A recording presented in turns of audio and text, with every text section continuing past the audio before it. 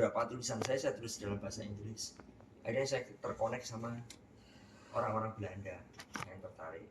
Terus akhirnya ada ajakan riset bareng, itu juga kan sama orang Belanda gitunya. Nulis buku bareng kayak gitu. Di Belanda kalau apa namanya naskah-naskah Indonesia yang asli gitu masih banyak di sana Bapak? Masih. Jadi yang saya bukukan ini arsip-arsip itu kondisinya hampir rusak Bu, di DHD 45. Waduh, rusaknya parah lah. Ibu bisa lihat ke sana sekarang juga mungkin masih ada. Tapi waktu itu ada orang DHD yang cerita ke saya kalau ini belum semua loh Mas, banyak yang rusak. Ternyata waktu saya ngecek ke Belanda, rusaknya dikarenakan usia. Gitu. Iya. Dari tahun 70 ke sekarang kan udah 50-an tahun. Ya di apa namanya? Hampir 50 tahun. Rusak itu di yang ada di Surabaya, akhirnya saya scan semuanya. Itu lama sekali saya nyeken, hampir 1 tahun itu. Karena lembarannya banyak kan. Dan saya nggak bisa tiap hari nyeken juga kan, nunggu ada waktu. Terus ternyata waktu saya cek ke Belanda, ke Leiden, di perpustakaannya Leiden, itu ternyata ada. Jadi sebagian yang rusak itu ada di sana. Ada di sana bukan aslinya, kopinya. Tapi dijaga dengan sangat baik di sana, Bu. Yang di Leiden. Jadi waktu itu tahun 89 ada sejarawan Belanda ke sini, Harry Buse. Itu dia ngelihat arsip-arsip itu, dikopi sama dia, dibawa ke Belanda. Itu yang kemudian ditaruh di Leiden sampai sekarang. Ya, untungnya ya sebagian kok dikopi sama dia, sama Harry Buse.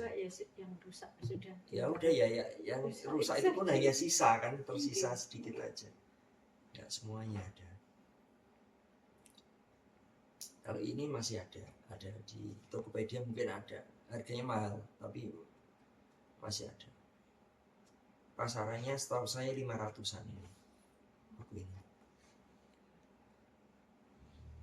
Buruan kolektor. Ini saya dapat itu aja baru-baru kok Mbak, buku ini. Paling 2 tahun yang lalu. Sebelumnya saya cuma punya fotokopiannya. Sambil nunggu dapat yang asli, akhirnya dapat. Nyari buku lama ini kan untung-untungan ya. Iya. Pas rezeki. Pas ada yang jual gitu ya. Alhamdulillah. Kalau di Museum Belanda sana peninggalan kaitannya dengan sejarah Indonesia banyak nih Pak, selain sejarah baru yang kerajaan dan sebagainya gitu ada Bu. Kalau di sana ada satu spesifik ya, museum tentang Indonesia dan perang di sini, itu di Brownback namanya. Museum Brownback. Ya. Brownback Museum. Yang mungkin yang peneliti zaman Belanda yang ada di Indonesia memboyong itu ke Belanda, maksudnya begitu. Ya, jadi di sana kayak perang Aceh, perang Diponegoro itu meriam-meriamnya Aceh itu dibawa ke sana semua. Di sana. Ya, dan itu keren sekali. Gede-gede meriam-meriamnya Aceh itu, cantik-cantik. Dan itu dibawa ke Belanda sebagai bukti penaklukan Belanda atas Indonesia. Atas Aceh, terus perang Diponegoro ada lagi. Terus nanti ada lagi ruangan untuk perang Bali, perang di Lombok. Ada semuanya nih. Iya. Ayo ke sana. Ayo ke sana.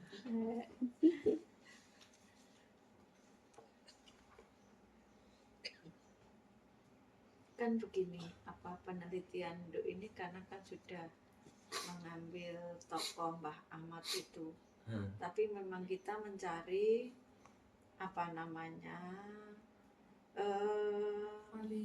supaya tidak validitasnya tidak tidak saklek ngoten. Jadi kita itu judulnya berkaitan dengan rekonstruksi ya. Rekonstruksi sejarah memori kolektif. Berkaitan dengan memori kolektif. Artinya nanti kalau memori kolektif ini bisa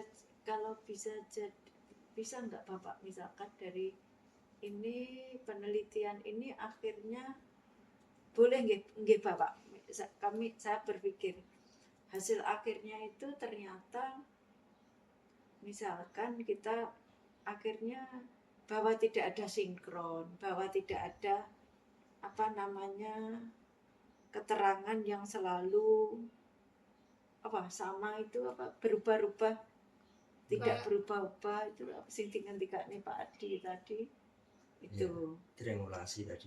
Iya, itu nah gimana nggih Bapak nggih? Kita kalau kan Pak Adi tadi bercerita seperti itu. Sementara penelitian kita kan sudah mengambil Terlanjur seperti Mbah Ahmad, itu. Bapak. Nah, itu nanti tidak apa-apa nggih, maksud saya begitu. Kalau ternyata hasil penelitian kita itu ternyata tidak konsisten tadi. Nah, ternyata Mbak Ahmad itu tidak konsisten. Gitu nah, itu bahaya juga apa mboten nggih Wah, karena kayaknya mengangkat kalau dirinya. menurut kacamata saya Bu, kayaknya sih nggak masalah. Tapi orang yang lebih cocok ditanyain itu Pak Sarkawi kalau soal ini. Kalau kemarin tuh kan saya udah cerita ke Prof. Sarkawi kan Bapak. Heeh.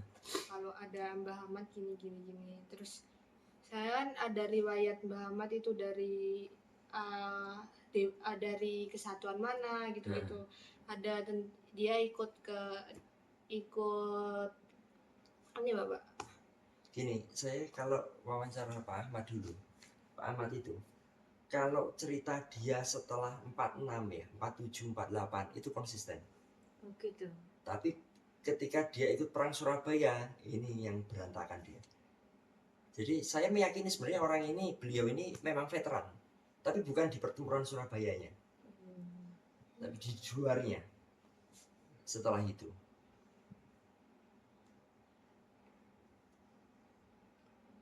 ada banyak hal ya. Misalnya ini yang saya ingat ya, Nggih. saya pernah wawancara beliau ngaku saya ini Menemukan dari dari peta.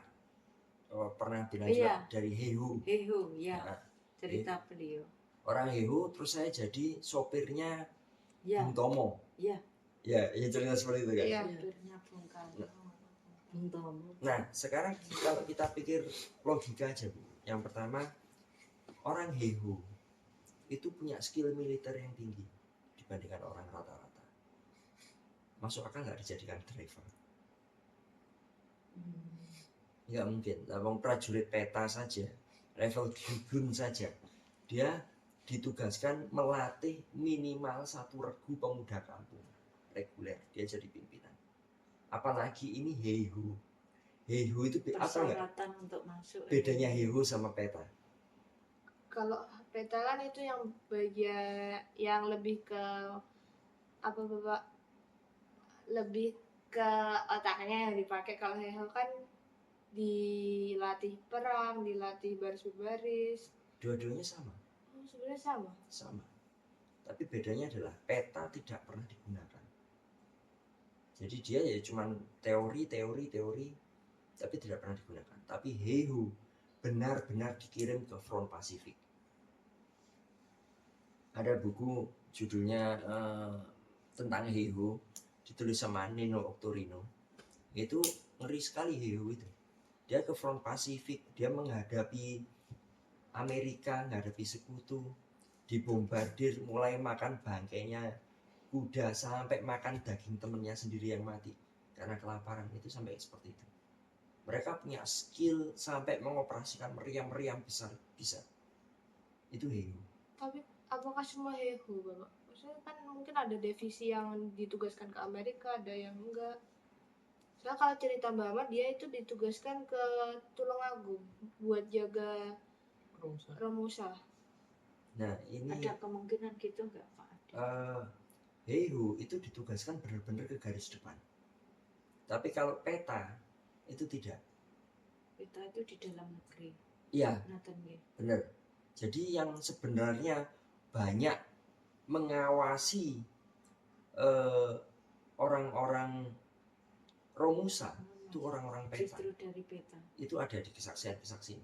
Ada orang peta yang dia berontak hatinya karena dia ditugasi tugas ngurusi Romusa itu.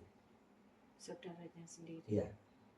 Tapi heho, saya nggak pernah dengar heho ngurusi Dalam masalah negeri. internal ya, karena dia dibentuk untuk perang ke garis depan. Itu yang pertama ya. Terus yang kedua adalah ketika dia mengaku sebagai anggota BPRI atau BPRI, orang sangat dekatnya Bung Tomo. Ketika saya tanya, Pak, bisa tolong deskripsikan Ketut Tantri seperti apa? Tahu Ketut Tantri? Iya, yang radio. Ya, orang Amerika kan. Orang Amerika kulit putih, tentunya sangat mencolok. Dan dia adalah Ketut Tantri adalah aset pentingnya radio pemberontakan. Aset yang sangat penting, bahkan aset pentingnya Indonesia. Karena apa? Dia berpropaganda ke luar negeri. Sampai setelah perang Surabaya, dia mendekat terus sama Menteri Pertahanan. Nggak sama Sutomo lagi, tapi sudah langsung sama Menteri Pertahanan, sama Sarifuddin. Nah, ketika saya tanya, gimana deskripsikan tentang Ketut Tantri, Pak? Dia bilang, kok saya nggak ingat ya? Ini jangan sekali. Ketut Tantri itu aset yang sangat dilindungi, sangat penting. Kalau dia orang dekatnya Bung Tomo, Pasti bersama. Bung Tomo sama Ketut Tantri itu kemana-mana bareng, pidato gantian, bahasa Indonesia, bahasa Inggris. Ketut Tantri, Bung Tomonya bahasa Indonesia, Ketut Tantri bahasa Inggris. Gimana dia bisa nggak tahu?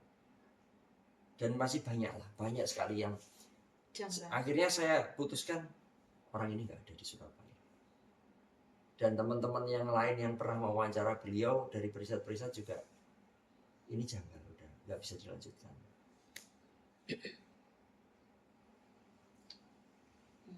Tapi kalau ceritanya dia 47, 48, 49 itu runut, kelihatan ketata, rapi, dia masih ingat. Gitu. Jadi misalkan kita nanti kan ini adalah hasil pengembangan dari penelitian Felix dan Abi ya. Yeah. Misalkan nanti sama dengan misalkan nanti di akhir penelitian itu bahwa tidak konsisten, tidak runut, itu di sebuah penelitian itu kan ya tetap nggak apa-apa ya, namanya hasil penelitian Setahu saya kan nggak bisa apa-apa. Setahu saya bisa nggak harus kita memaksakan bahwa Nggak. ya ada kronologis dan sebagainya, karena kan memang latar belakang kita meneliti kan juga mencari fakta yang benar gitu. Betul.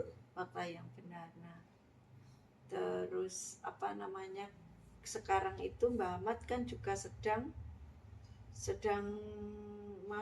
termasuk tokoh viral juga. Iya. Nah, jadi kita tertarik untuk itu, sebetulnya iya atau tidak. Masalahnya orang kita ini Bu ya, apa-apa udah viral, jauh lebih mudah viral konten asal-asalan daripada konten yang riset betulan. Sekarang berapa viral luar biasa ketika disebutkan ternyata kata jancuk dari tank yang tulisannya jancuk, ya Allah, gitu tuh udah di-repost orang gak karu-karuan udah, dan viral. Padahal ngomong asal-asalan. Dalam bahasa Belanda, J itu pengucapannya bukan J, tapi Y, Jan, dan itu nama Belanda. Dan itu yang berada di Turret itu umumnya adalah nama komandan. Jan, CO adalah company, kompi, X 10. Yanju 10. Yan, company. Company 10. Nah, dari 10. Terus Tapi ada orang flashing. ngawure wis gak karu-karuan dan orang begitu percayanya. Sama kayak ketika orang memviralkan, oh ternyata jalan raya pos itu dibayar dan dikorup orang-orang kita sendiri. Wah, sing ngeviral gak karu-karuan. Dendles itu. Iya. Padahal faktanya pas seperti itu, ya nggak gitu juga. Memang benar ada ruas-ruas yang dibayar. Iya. Ada. Tetapi kenapa ruas itu dibayar? Karena terlalu banyaknya korban di ruas itu, terutama di daerah Jawa Barat, Cadas Pangeran. Itu banyak korban. Untuk menghindari terjadinya pemberontakan, maka wilayah itu dibayar. Tapi ya itu